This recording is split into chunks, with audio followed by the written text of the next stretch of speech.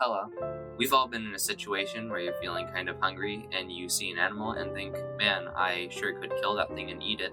Unfortunately for you, you're too slow to catch the animal anyways, and you wouldn't know how to cook it either. But your main problem is that you didn't have a weapon to stab it with. Of course, for you to be able to stab animals, you're going to need to have a basic understanding of the history of weapons, dating back to the beginning of human history all the way to now. Back in the year 300,000 BC, humans were hunting after elks, aurochs, and mammoths. The only problem with this is that they needed to kill these animals. Initially, they tried to use their hands. That solution was also an easy way to lose their hands, so they ended up taking sticks and sharpening them so they could generally stay a nice few feet away from the animal and be more effective at stabbing. They still lost their hands sometimes, and sometimes they just died because mammoths are big.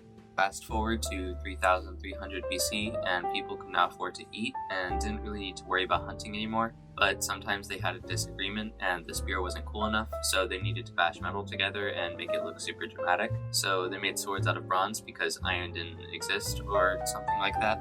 Because people started to stab each other for lots of different reasons, people would, a lot of the time when they were fighting and they got stabbed and maybe even lose an arm and be like, man, this sucks, I'm bleeding and missing my arm. So people invented shields, which were really cool because they stopped people from getting stabbed. Some people were normal and just kind of used them, and the Romans got really funky with the shields and made the tortillus, which directly translates to turtle from Latin. The main reason we like to fight a lot is because people are upset that real life isn't like Monster Hunter and we don't get to use our super cool weapons on giant monsters. And that makes a lot of sense really, because if you can't stab giant monsters, why not stab people, I guess? Fast forward to 9th century AD, a few alchemists are trying to create the elixir of life, and I mean these alchemists, not the cool ones. They tried to drink it and found out in fact that it did not make you live forever, so when they tried to burn it to get rid of it, it exploded and they're like, oh hey, that's cool, maybe you can make something out of this. So then they tried to make something out of this and made fireworks, which was cool. Then they tried to make explosives, but they didn't have the right mixture of saltpeter, so instead they made incendiary. Because of this, in the end of the 9th century, the first fire arrow isn't made because nobody thought to use gunpowder as a weapon.